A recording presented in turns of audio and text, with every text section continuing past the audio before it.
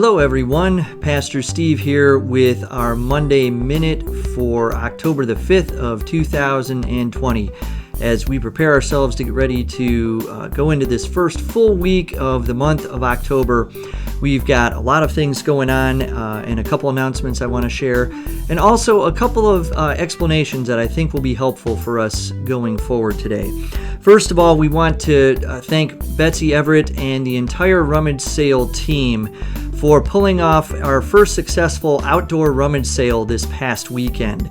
We'll have more information and details available about how well that we did, but for an endeavor that we had undertaken for the first time when we've been used to doing something indoors like that for as many years as anybody can remember, this is a great thing, great accomplishment, and we want to thank everybody for their help and participation in making that happen.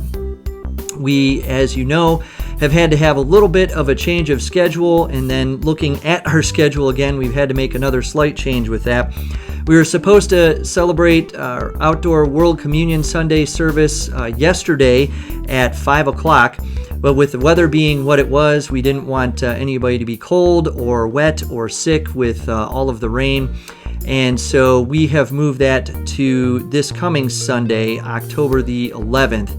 That is going to be at 4 p.m., not 5 p.m. as previously announced, because at 5:45 p.m. we are having our annual Charge Conference with Dr. Boy Yu. So our communion service will be at 4 p.m. outdoors here at the church. And right now the weather forecast is calling for 72 degrees and partly sunny. So we hope that weather forecast holds, and we look forward to where we can be together and we can celebrate the sacrament of communion together one more time. I'll say a note about the annual Charge Conference that is also that day. That begins at 5:45. This is a little different than last year, again, due to the pandemic. It is a virtual Charge Conference, and it is only open to those who are in elected leadership. So if you are serving on a committee or are a committee head right now, then you'll be receiving a link to that meeting this week. That will be via Zoom, and you'll get further instructions on that. Ordinarily, Dr. Boy Yu, our superintendent, has opened that up to the entire congregation, but with the restrictions that we have with COVID and also how to participate on Zoom through the district site, that is being changed for this year. And so that will be happening at 5:45 also on Sunday. Now, as we come into, for example, the understanding of Holy Communion and why we are celebrating this and why we have chosen to postpone, there are a couple of things that I think are important for us to know.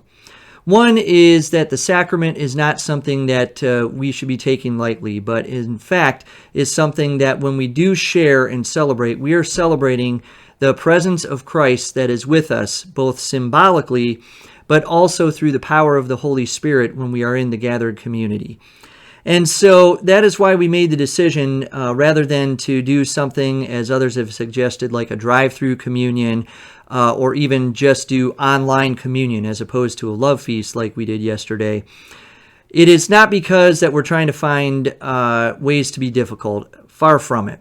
I myself am very sacramental and would celebrate communion every week if I knew that we could. And in fact, we have explored other ways of doing that. But one of the things is that because we take the sacrament so seriously, and because we know that it is something that is celebrated in the gathered community, where we feel the presence of Christ and we receive that means of grace, but also that we are sent out into the world as recipients of that grace so we can communicate it to those who also would be willing to come. The other thing that United Methodists have always been adamant about is full inclusion of people from all ages, that there is nothing to exclude people from the table. And we find that these other forms tend to be very insider, where at the very least, when we offer the opportunity to gather in person, even if it is social distance outside, it's an opportunity that is open up for everyone to receive that means of grace. And we want to make sure that we continue to do that. Most of all, As Bishop Barb pointed out several months back when the pandemic hit, he has encouraged many people to share in a love feast, or to now in this time to do it outside, socially distanced, but to not take away from the meaning of what communion does for us as people of faith. And in fact, he did point out in his video that he realizes that some of you felt the need through extraordinary measures to either do an online communion or drive through and the like. And he finished that by saying, "We understand why you did that, and we know that in extraordinary times you were doing the best that you could." The subtle translation was, for us as pastors, don't do it again. Now, that's not to say that just because we were told, but I think Bishop Bard summed up the very things that I was just talking about as well. And so with that, we want to invite you to join us next Sunday at 4 o'clock as we celebrate in that sacrament, and we find other ways where we can be together as the body of Christ, whether it is big or small, but having people have the option to choose to come and to celebrate in that sacrament together. And so hopefully you'll be able to join us as well.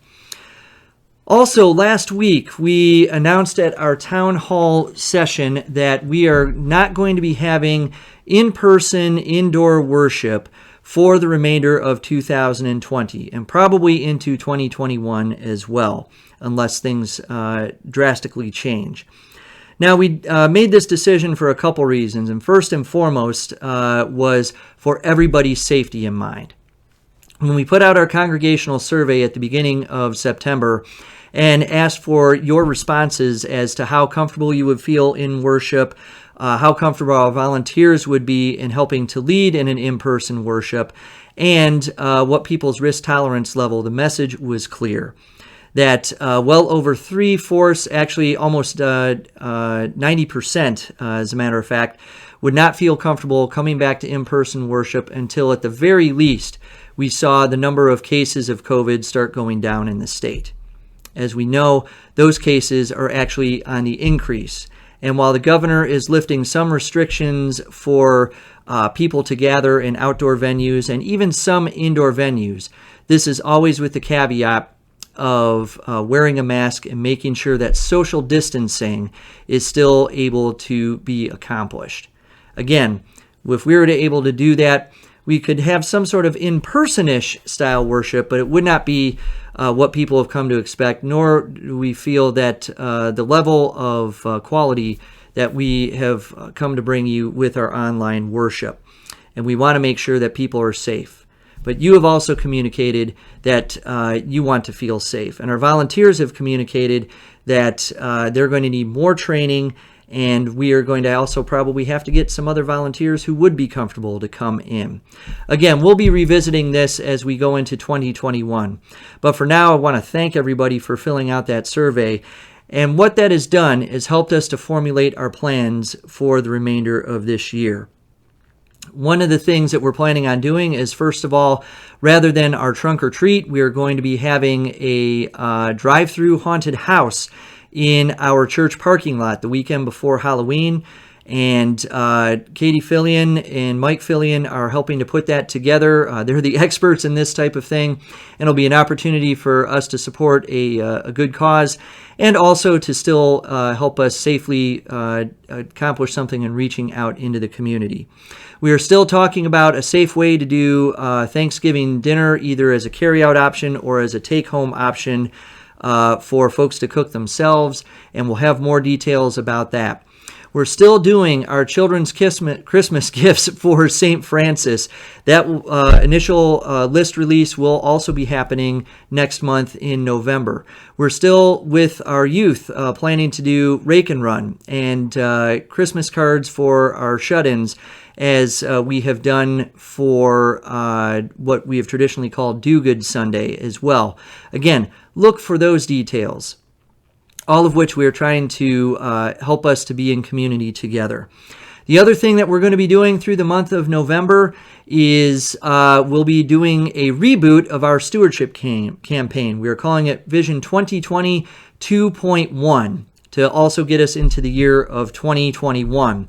help us to reboot what we have done in 2020 to make sure we meet our obligations for mission and for service, as well as everything we need to do financially here at Newberg, but also to give us a good start for the year of 2021 coming up. So we'll be back to that in a traditional sense.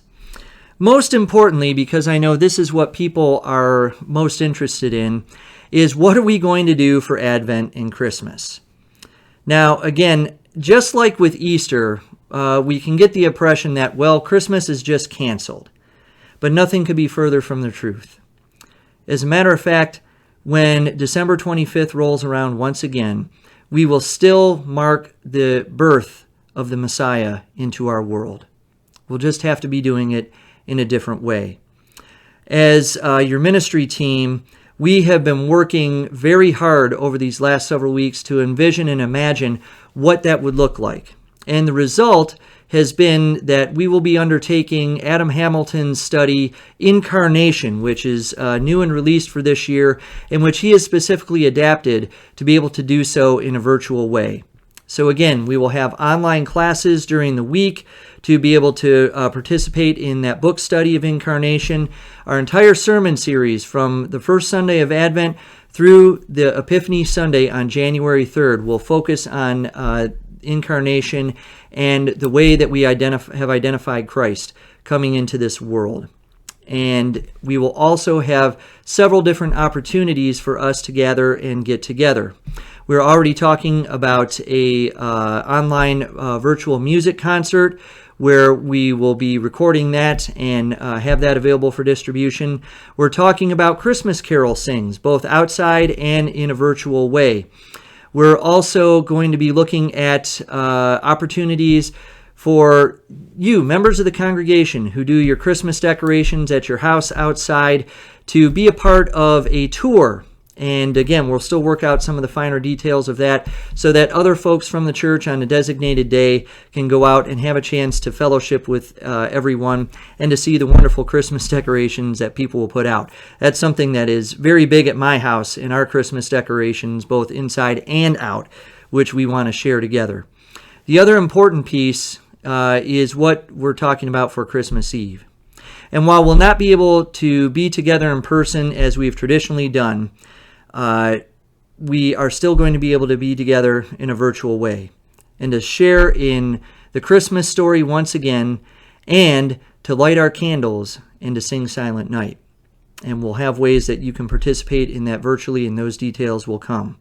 Also, for those who are able, we are planning a small outdoor gathering on Christmas Eve at 11 o'clock for a short candlelight service where you can be present and you'll receive a candle and be able to sing along with everyone else with a mask on, of course, as we would bring in that day of Christmas, which we so look forward to. We are also talking about on the day of Epiphany, January 6th, which is a Wednesday this year, of doing an Epiphany walk. Again, similar to our prayer walk that we did for education back in September, but a time for us to focus on the new year and what the arrival of the Magi means for the acknowledgement of who Jesus is in our lives and in this world. We have a number of things that are in the works trying to help us to be together as one, even though we're not able to be together.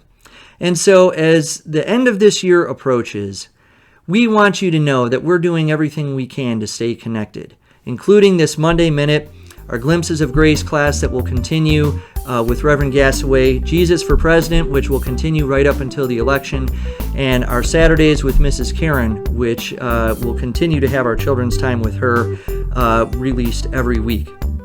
There are other ways that we're exploring as well, and we hope that you will join us for those as we all continue to try to be Christ's hands and feet in this world and to still celebrate together as Newberg Church. And we look forward to bringing those things with you together and to stay safe and stay healthy.